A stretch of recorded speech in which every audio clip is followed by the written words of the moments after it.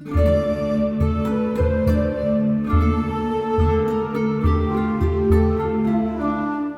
guys, welcome back to the channel. So today, since it is New Year's Eve when you're seeing this, I thought I would take the opportunity to hop on here and give you my best and worst reads of 2020. So I compiled 5 of my worst reads and 5 of my best reads. And these are not books that are necessarily published in 2020. These are just my favorites and my least favorites that I read in this year. This is also not all 5-star reads, so I do have some books on here that are a little bit lower than that, but they're books that I just absolutely loved. And I stayed away from all of my DNFs, so I didn't want to go over my DNFs here. I just wanted to give you my bottom 5 books that I had completely read. And when it comes to series, just so you guys know, I've grouped those all together, so if there are any series on here, it counts as one entry. Before we get into the list, make sure you click the subscribe button below and hit the bell for notifications so you don't miss any of my uploads. So getting right into it here, so we're gonna start with my bottom 5 reads of 2020, and at number 5, I have House of Darkness, House of Light by Andrea Perron. And this is the true telling of what happened in the Conjuring house in Harrisville, Rhode Island back in the 1970s. And Andrea, of course, is the oldest of the Perron daughters who lived in the home when all of the things were happening to their family. And personally, I love watching Andrea. I love watching her interviews and videos on her YouTube channel. I think she is really well spoken, and the way that she tells the stories of, you know, what happened in her home, I think she does a fantastic job. But honestly, this book, this is actually a reread for me. I DNF'd it the first time, but this time I made it right through.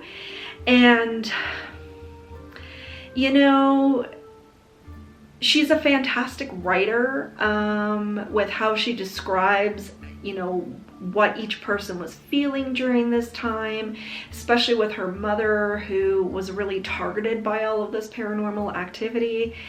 But honestly, this book is just so long and dragged out. And I know I said on this channel before it was written as a memoir, and I know that, but there's just way too much filler.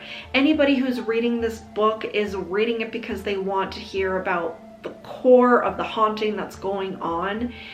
And my goodness, it just goes on and on and on and on.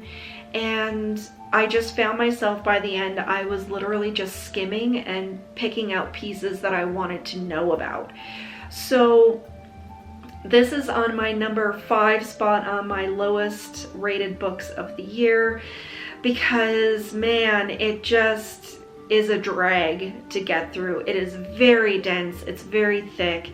Her writing is very descriptive and very flowery, and I just wanted to hear about the haunting. And I know there's other aspects to what was going on with the family, but when I'm watching Andrea's interviews on the internet that she has done, you know, ever since The Conjuring came out and when she wrote the book, they're just so much better than what is actually in the book itself. And this is a 3-book series, and I found it hard enough to get through the first volume. So I'm not going to be picking up the other books in this series. It's just way too long. And honestly, I would recommend anyone who wants to hear the true story of The Conjuring, just read the articles that she has written and go in and watch some YouTube videos to get a picture of the whole story of what her family went through. Like I said, absolutely love Andrea. I think she's fantastic, but this book was just a real drag. At number 4 on my worst reads of the year is The Rules of Magic by Alice Hoffman. So this is a prequel to the Practical Magic book and of course the movie, which I'm sure most of you have probably seen. I know I've seen it a dozen times and I really enjoy it. And this book centers around the lives of the 2 aunts and when they were growing up, when they were children. And when you think about those two women in Practical Magic, you know they are very strong women. They don't give a crap what anybody thinks of them. They're the weirdos in the town. You know, it's the kind of person that people like me would want to grow up to be like. And in this book, I read it on audio, by the way. In this book, they were whiny, and it was way too much that had to do with romance. And I know that there is a romance element in Practical Magic as well, but it's not kind of the central story. But this, you know, they were very weak women from what I could tell. You know, all of a sudden they were concerned with what other people thought of them and all of this. And it was really written, I think, as a romance book. And by the time I got to the end, I was like, nothing really happened. Nothing special happened. It wasn't the women that I thought that they were going to be, because women who grow up to be this strong and this out there and all of this are probably women who have been like it their entire lives. And it didn't live up to the expectation. I really didn't like it at all, and I wouldn't recommend picking it up. Number 3 is probably going to be a little bit of a surprise, and it is the Mortal Instruments series by Cassandra Clare. Now, I am obviously late to the game with this series, but I was in my decade-long reading slump when these books were really popular. And you know, from reading kind of the synopsis of the first book and how the story carries on, and I mean, this is a huge universe that's been developed, and I don't see the appeal of these books. I really don't. And I mean, I know I'm not the target audience. This is YA, but there are tons of adults who read YA. I read YA and I really enjoy it. But man, these books, they're horribly written from, you know, what I've read. I've only read the first 2 in the series, and then I put it down. I was like, I'm totally wasting my time with this. So I thought they were poorly written. She's just banging out sort of quantity over quality when it comes to this series. It focuses way too much on the romance element, and I wanted to see the fantasy element, not the romance element. And like I said, I have no problem for romance being a subplot, but this focuses way too much on it. And honestly, I think, especially with these books being targeted at a younger audience,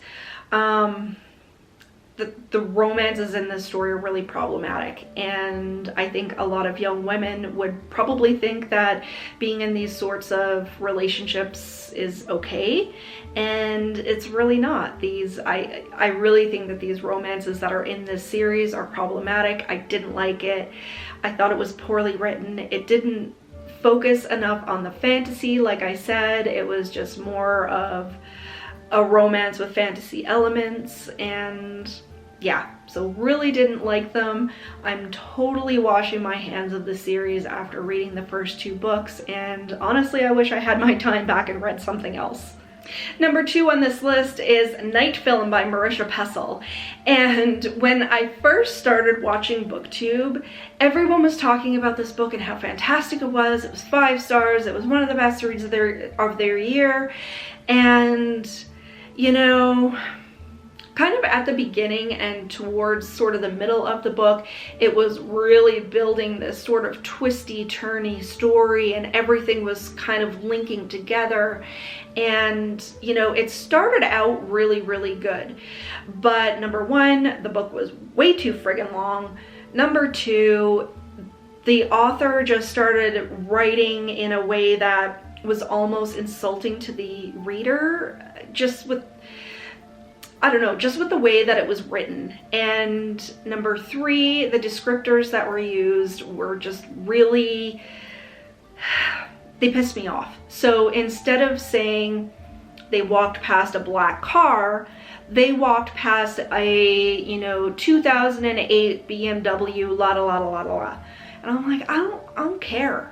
I don't need to know that. Just say they walked past a black car, you know. And that was done sort of over and over and over, and it really took me out of the story because I could feel that my rage was sort of bubbling a little bit. So I didn't like the way it was written. I didn't like the descriptors. You know, it was way too long. I found it a little bit degrading as a reader. And then above everything, the way that the book ended, I was just like, what? I was so pissed off. I was pissed off when I finished this book. I was like, this was a total waste of my time. And I hated it. I hated it. I hated it. I hated this book. And then in the #1 spot of the worst books that I read in 2020 is this little book. So very, very small. It's called Drinks, Dinner, and Death, The True Story of Dennis Nilsen, British Criminals, Volume 4 by Alan R. Warren. And this is a little true crime novella. So this details sort of the murders of Dennis Nilsen, and this is just a terrible, terrible book. I hated it. I finished it in an afternoon and I couldn't wait to put it down. So I love true crime. I love learning the psychology of killers. I love learning their modus operandi. I love learning about how investigators finally captured them. And I love every aspect of true crime. I really, really do. And this book was so poorly written that I just couldn't do it. I couldn't. And I was just so mad. So with the way the book was written, honestly, I felt like the author went and was doing research, you know, on the internet or through books, and they were making jot notes, and then they just published the jot notes. So it was like, paragraph, he did this. Paragraph, he did this. Paragraph, he did this. And it was just fact, fact, fact, fact. It wasn't bound up well. There was no description, there was no anything. It was just literally, it was written as a list of facts. That's all. And you can tell, like, by, you know, how short these little paragraphs are in here. It's like fact, fact, fact, fact, fact. And I hated this book. I hated it. I actually won it as a free copy from listening to a podcast. And man, oh man, this was just really my worst read of the entire year. If you see this book, don't pick it up. So of course, these opinions are my own. Reading is subjective. I've said this 100 times on this channel.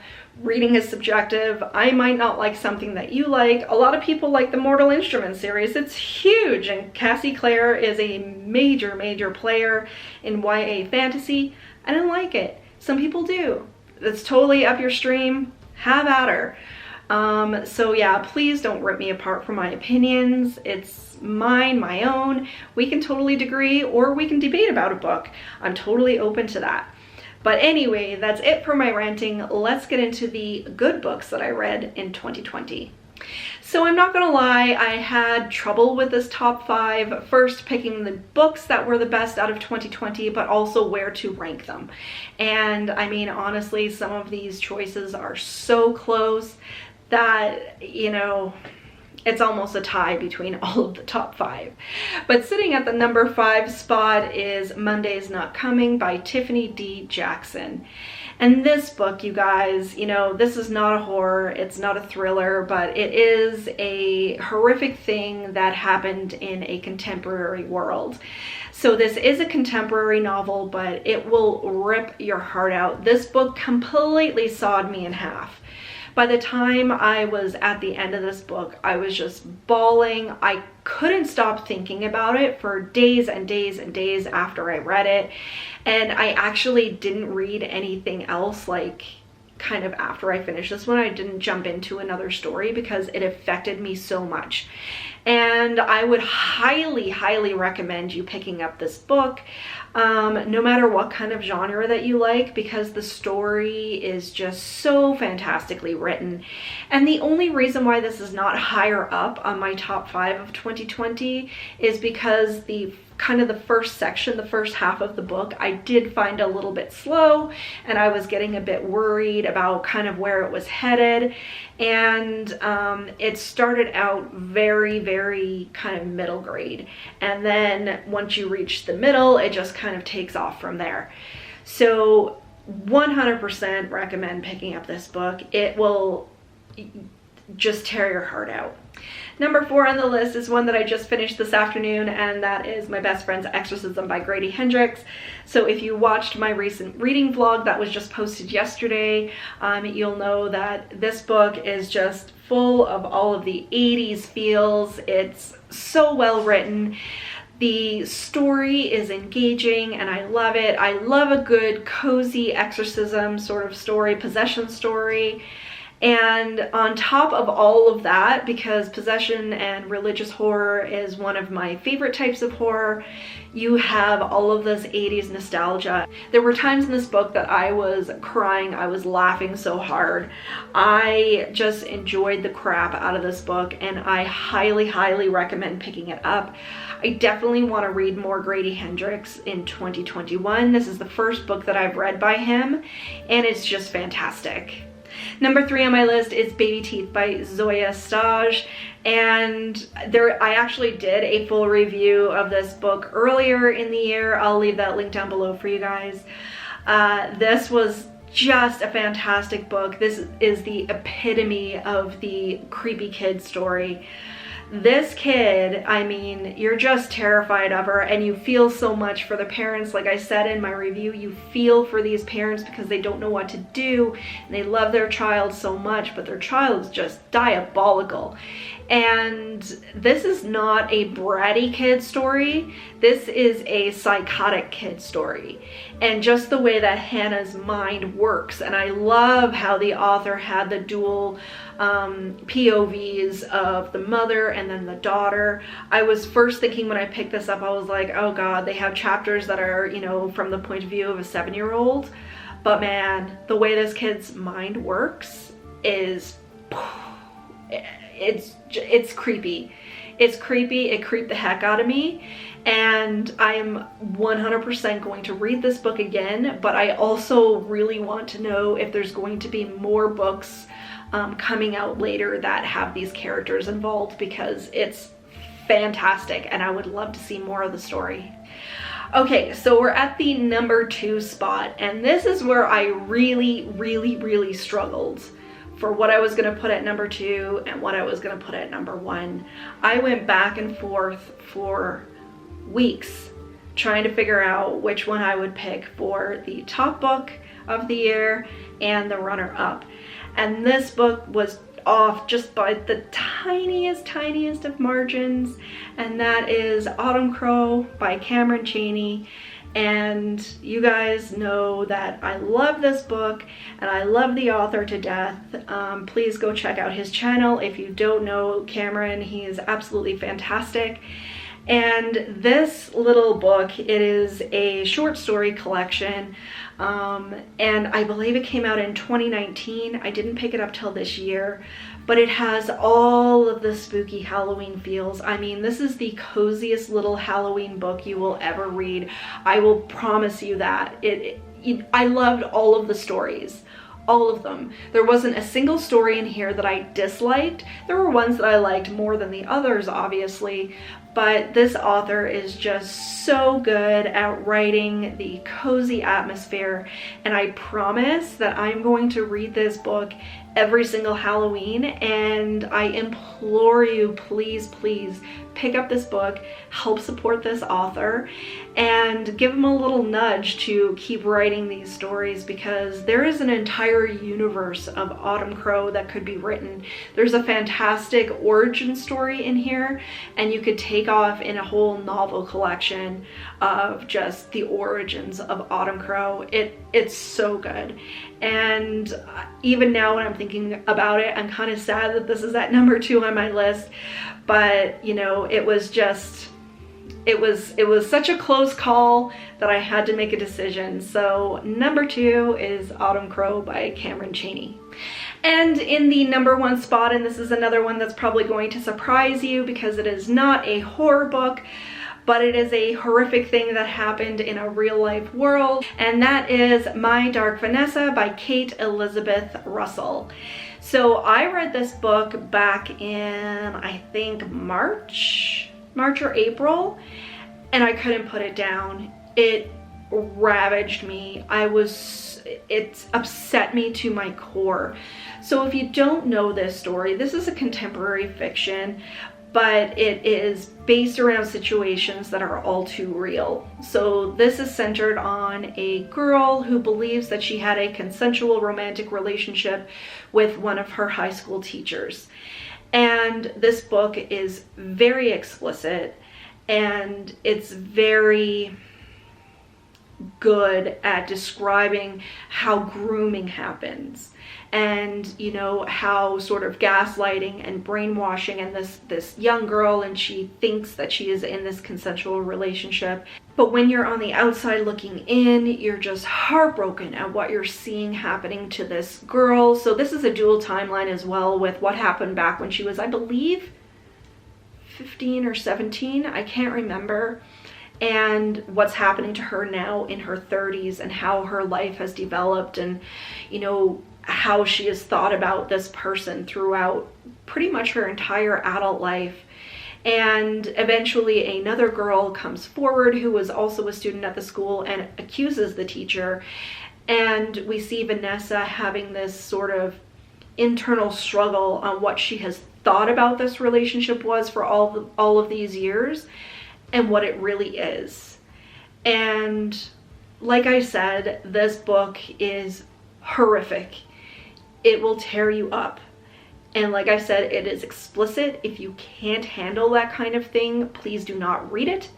But if you can, and you know, especially now with the whole Me Too movement and people taking advantage of positions of power, please pick up this book. It was my #1 read of the year from the moment that I finished it. It's so good. I actually sold my softcover copy because I knew I wanted to pick up the hardcover and keep it in my collection, and that's actually on the way. I've already ordered it, and I am going to reread this book. And as hard as it is to read, it has a lot of important points in it, and a lot of young women are in situations that they don't realize what's actually happening to them. This book got a lot of bad reviews from some people, and they said, oh, this is just filth and how can anybody read this? But this shit happens in real life, and it's important, and I think it's an important read. I also read Catch and Kill this year. Again, really important read, especially for what's going on in the world right now. And we are at a time of reckoning when women are starting to come forward and, you know, tell the truth of what happened to them. And they've been fearful all along because, of course, there's always victim blaming, etc., etc. But yeah, I've rambled on long enough about this subject, but please go pick up this book if you can handle the subject matter. And it is 100% my top read of 2020. I had to keep it in that position. It was just fantastic. So there you have it, guys. That is my best and worst reads of the year. I hope you guys enjoyed it. Please let me know down in the comments below of what you think of my rankings. Is there anything that you would change, or do you agree with me? I totally love chatting with you guys, so please leave me a comment below and give me a thumbs up if you enjoyed this video. And until next time, guys, Happy New Year and stay spooky. Bye.